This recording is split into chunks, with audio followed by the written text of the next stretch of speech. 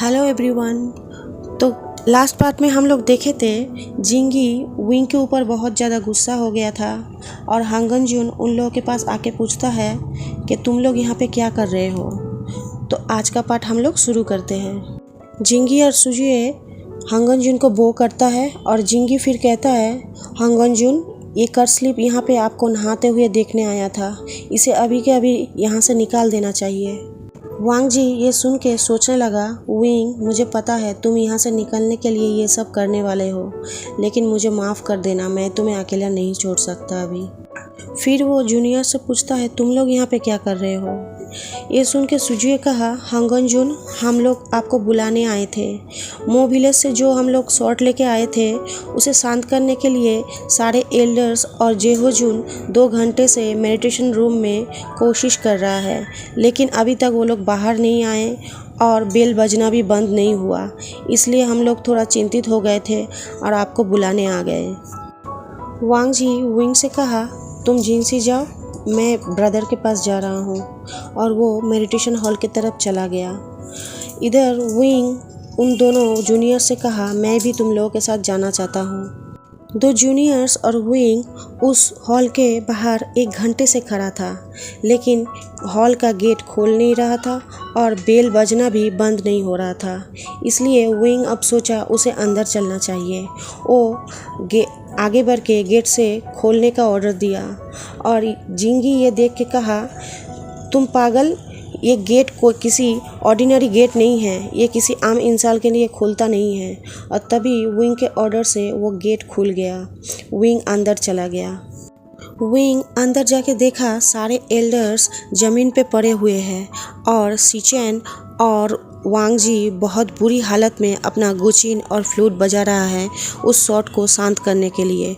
Wing तुरंत अपना flute निकाला और ज़मीन पे बैठ के बजाने लगा। लैंड क्लैन के लोग कभी भी डार्क एनर्जी का यूज़ नहीं करते हैं और उन लोगों का कल्टीवेशन बहुत ही ज़्यादा प्योर होता है, इसलिए शॉट के अंदर इतना ज़्यादा डार्क एनर्जी होने के कारण लेंस उन्हें पूरी तरह से शांत नहीं कर पा रहा था। विंग पहले अपने फ्लूट के धुन से उस शॉट के अंदर जो डार्क एनर्जी था उसको बांध दिया और फिर वांग जी तुरंत अपने गुचिन के धुन से उस शॉट को शांत कर दिया। विंग उस शॉट को ही देखे जा रहा था। सारे जूनियर्स हॉल के अंदर आ गए। हांगन जून सारे जूनियर्स को देख के कहा, सारे एल्डर्स को अपने अपने रूम पे लेके जाओ, और सुजुए से कहा, सुजुए अंकल को उनके रूम पे लेके जाओ।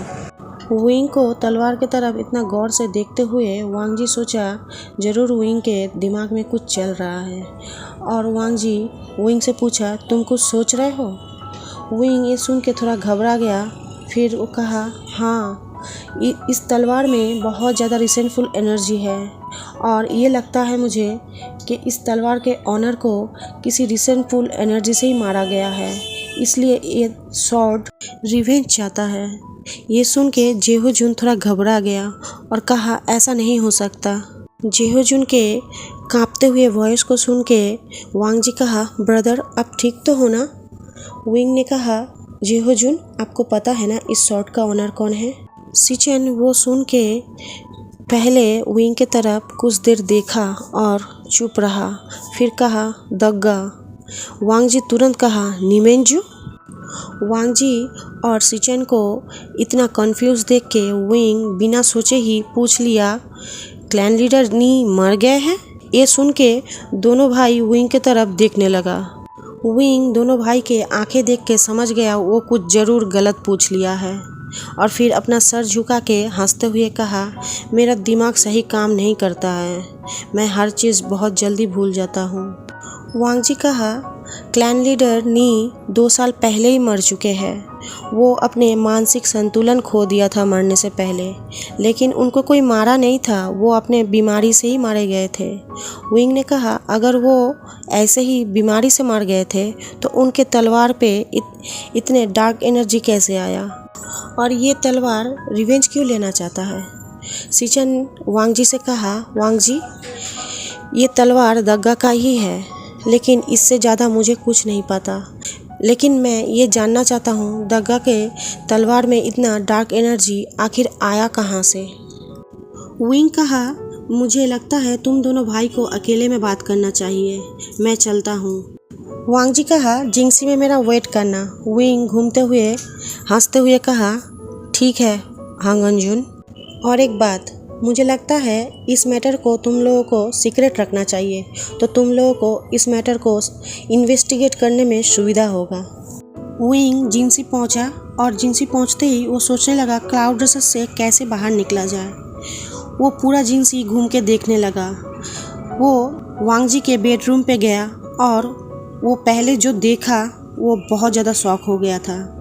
वांग जी के बेड के साइड में जो टेबल रखा हुआ था उसमें 2 फोटो फ्रेम रखा हुआ था और उसमें उसी का पिक्चर लगा हुआ था। वो ये देख के फ्लोर पे धम से गिरा। फ्लोर पे वो धम से गिरते ही एक वुडन बोर्ड थोड़ा सा हिल गया और साइड से हट गया। ये देख के विंग और भी ज़्यादा शॉक हो गया, उसे तो हार्ट अटैक ही आने वाला था। उसने देखा वुडन बोर्ड के नीचे एक सीक्रेट जगह है और जिसमें उसका ही फेवरेट एम्प्रेस स्माइल रखा हुआ था, 8 जार। विंग पहले खुद को संभाला और फिर एक जार उठा के पीने लगा और सोचने लगा, लंजा के रूम में एक सीक्रेट जगह और उसमें अल्कोहल, ये लंजा ही है ना। उसके रूम में मेरा पिक्चर भी है, ये लंजा को हुआ क्या है। इधर दोनों भाई बहुत सारे बातें कर रहा था बहुत सारे मैटर में। सीचन बहुत दुखी था, लेकिन फिर भी वो वांग जी से कहा, वांग जी मैं सच में जानना चाहता हूँ दग्गा के साथ हुआ क्या था। तुम कल ही इन्वेस्टिगेट करने के लिए नी सेट चले जाना। वांग जी तुम जिंसी जाओ, जाके रेस्ट करो। वांग जी भी अपने भाई के दुखी चेहरा देख के सैडली पूछा, ब्रदर आप ठीक हो ना। सीचन कहा, हाँ मैं ठीक हूँ, तुम चिंता मत करो। वांग जी कहा, ठीक है ब्रदर, मैं कल ही निकल जाऊंगा इन्वेस्टिगेशन करने, लेकिन भाई विंग ने जो कहा है इस बात को सीक्रेट रखने, मुझे लगता है ऐसा ही करना चाहिए। सीचन कहा, ठीक है वांग जी, मैं इस बात को किसी से भी अभी शेयर नहीं करूंगा। वांग जी अपने ब्रदर को बो किया और जिंगसी चलाया। वांग जी जिंगसी आके देखा विंग बेड पे लेटा हुआ है, वो कुछ सोच रहा है। विंग अल्कोहल पी के जार में पानी भर के रख के बेड पे लेट के सोच रहा था, 13 सालों में ज़रूर कुछ ऐसा बड़ा कुछ हुआ होगा जो लंजा इतना बदल गया है। वांग जी विंग की तरफ देख के कहा, तुमको डिनर करके नहा लेना चाहिए। विंग कहा, ठीक है हांग अंजुन, थैंक यू, तुम मुझे इतना अच्छे से ट्रीट किए हो इसलिए, लेकिन मैं कल ही क्लाउड रेसेस से चला जाना चाहता हूँ। वांग जी अपना सर हिला के हाँ कहा और बोला, हम लोग कल नी क्लैन जा रहे हैं। विंग कहा, ठीक है, मैं कल सुबह ही मेरे लिटिल एप्पल के साथ मैं यहाँ से चला जाऊँगा। वांग जी विंग की तरफ अपने कोल्ड आइज से देखा और फिर कोल्ड वॉइस में कहा, मैं मेरा और तुम्हारा बात कर रहा हूँ, कल सुबह ही हम लोग ब्रेकफास्ट करके ही निकल जाएंगे। विंग कुछ बोला नहीं, वो चुपचाप सुनता रहा क्योंकि उसके माइंड में कुछ और ही चल रहा था। वो सोच रहा था अभी लंजा के साथ बहस करके कोई फ़ायदा नहीं है, आधी रात को ही लंजा के रोप में से जेट टोकन निकल के क्लाउड रेसेस से भागना पड़ेगा।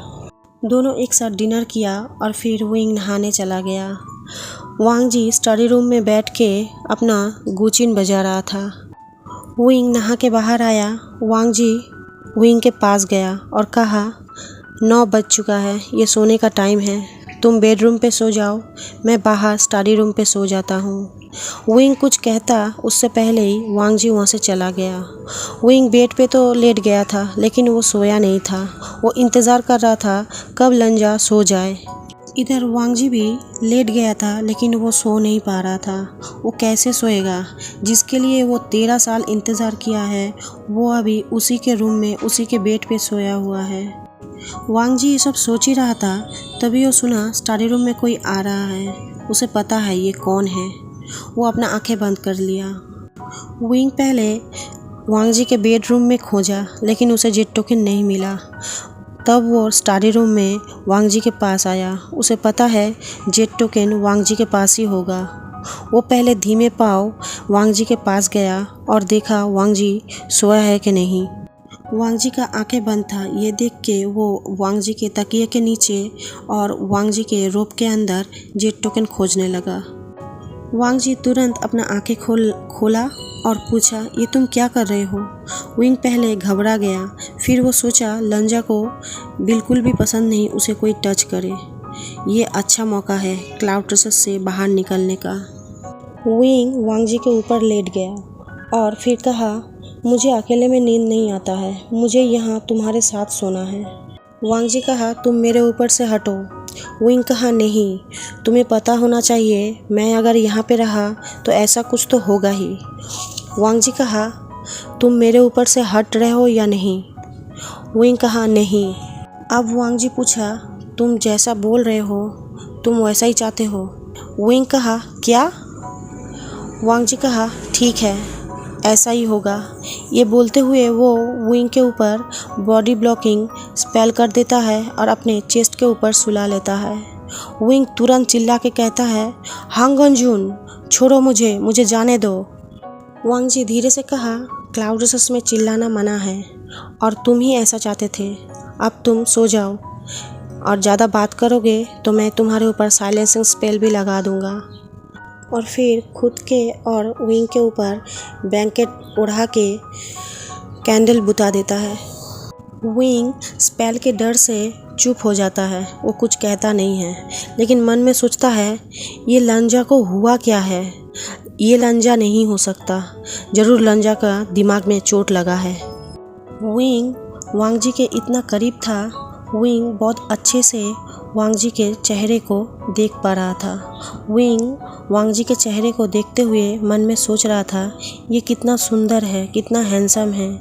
इसका फेयर रंग, फॉरहेड रिबन, इसका डबल घने आईलैशेस, इसका शार्प नोज और इसका चेरी रेड लिप्स, परफेक्ट। वांग जी का चेरी रेड लिप्स देखते ही पता नहीं क्यों विंग का दिल की धड़कन तेज होने लगा। फ्रेंड्स, आज के लिए इतना ही। और friends, thank you so much मुझे इतना सपोर्ट करने के लिए। मेरे वॉइस के बैकग्राउंड में बहुत सारे गाड़ी का आवाज़ आप लोगों को आता होगा। मेरा जो घर का बिल्डिंग है वो पूरा मेन रोड के ऊपर है, इसलिए मैं कितना भी कोशिश करूँ गाड़ी का आवाज़ आ ही जाता है। तो प्लीज़ वो सब आवाज़ को इग्नोर कीजिए और मेरे वॉइस पे फोकस कीजिएगा। तो आज के लिए इतना ही। मेरे वीडियो को लाइक्स कर दीजिए, कमेंट कीजिए और शेयर कीजिए सारे वांगशन फैन के साथ। और हाँ, सब्सक्राइब करना मत भूलना। आज के लिए इतना ही, कल मिलती हूँ, बाय बाय।